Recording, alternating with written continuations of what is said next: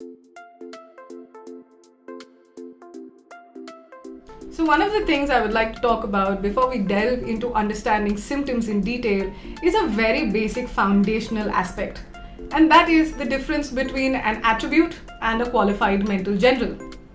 An attribute is something that defines the person in a very broad way. It is the nature of the person.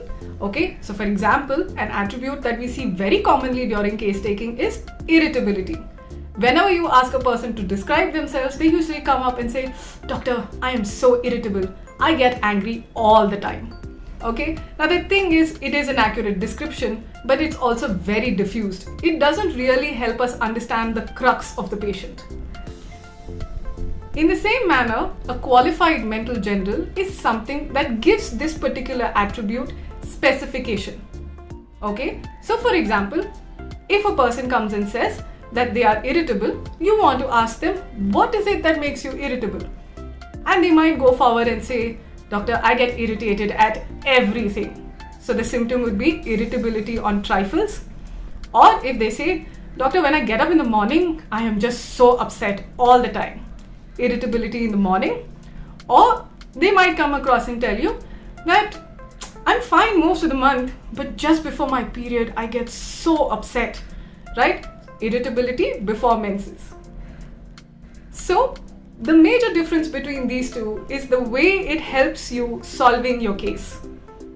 An attribute is, like I said, very diffused and very broad spectrum. So if you open up your repertory right now and look at the rubric, you will find up to 400 remedies listed under the symptom of irritability. And as you imagine, that really doesn't help you narrow down the remedy for your patient. A qualified mental general, however, will have a smaller group of remedies listed under. So if you take your qualified mental generals and formulate a totality, it makes it far easier for you to get a smaller group of remedies. And once you have a group of remedies after your repertorization, so for example, if you take up irritability on trifles and you come up with silica, lycopodium, nux vomica, pulsatilla.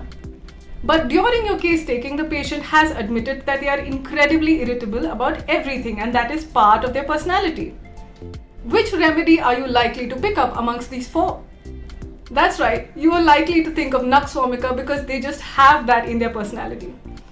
So what happens is that a qualified mental general will help you narrow down your field of remedies, and your attribute will help select a remedy within that narrow field that you have come across after your repertorization. I hope you've understood this, and I hope it helps you out during case taking. So be sure whenever a patient describes themselves to try and individualize and make your case taking far more precise, so that it makes it easier for you to select the set of remedies that will help cure the patient.